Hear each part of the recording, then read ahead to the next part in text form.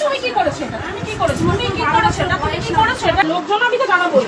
আমি তো জানাবোই। আমি লোক আমি আমার জীবন নষ্ট হয়ে গেছে পরিষ্কার কথা। আমার জীবন মেয়ের জীবন তোমার বউ আছে তুমি ওর নজর কিসের? ওর নজর কিসের? বইয়ের কথা ভাবছো না? তোমার বউ যখন আছে তখন তুমি তোমার ওই দিক দিয়ে যাইতে হয়ে গেছে। শুনেছো কি অবস্থা? শুনেছো? শুনেছো কি? হ্যাঁ হ্যাঁ তোমাকে আগে ভাবতে হতো, আজ না কাল না পরশু না। তোমার ভাবতে ঘৃণা লাগছে। 12 বছরের কিশোরীর যৌন নির্যাতনের শিকার বহরমপুরের কান্দি বাস স্ট্যান্ড এলাকায়। অভিযোগের তীর এলাকার যুবক রাজ বিশ্বাসের বিরুদ্ধে। নির্যাতিতার মায়ের অভিযোগ, মঙ্গলবার দুপুরে তার মেয়ে বাড়িতে একাই ছিল। সেই সুযোগে তাদের প্রতিবেশী এক যুবক রাজ বিশ্বাস বাড়িতে ঢুকে 12 বছরের কিশোরীর সঙ্গে যৌন নির্যাতন চালায়। বাড়ির লোকজন হাতে নাতে ওই যুবককে ধরে ফেলে ঘরের ভেতরেই। বহরমপুর পুরসভার 20 নম্বর ওয়ার্ডের ঘটনা এটি।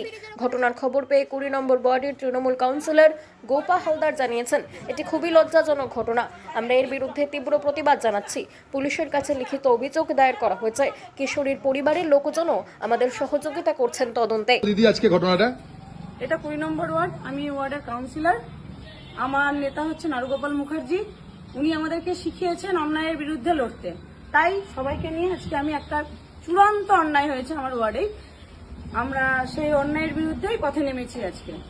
পাশেই একটা ছেলে রাজ বিশ্বাস নাম, একটা 12 বছরের মেয়েকে দীর্ঘদিন ধরে তার সঙ্গে খারাপ আচরণ করছে।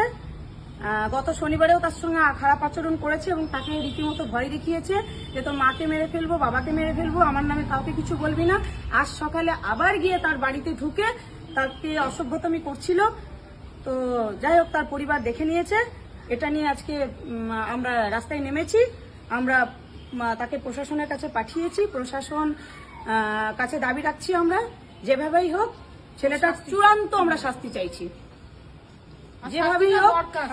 কারণ আজকে ওর ঘরে হয়েছে, কালকে আমাদের ঘরে হবে, তো সেটা আমরা কোনোভাবেই মানব না। এবার এইটার বিরুদ্ধে যদি না দাঁড়ায় তাহলে তো আমরা প্রশাসনের কাছে বারবার বলছি যে এর জন্য চূড়ান্ত বিচার চাই, চূড়ান্ত শাস্তি চাই, কঠোর থেকে কঠোরতম শাস্তি চাই। ঠিক আছে দিদি, আপনার নাম? গোপা হালদার।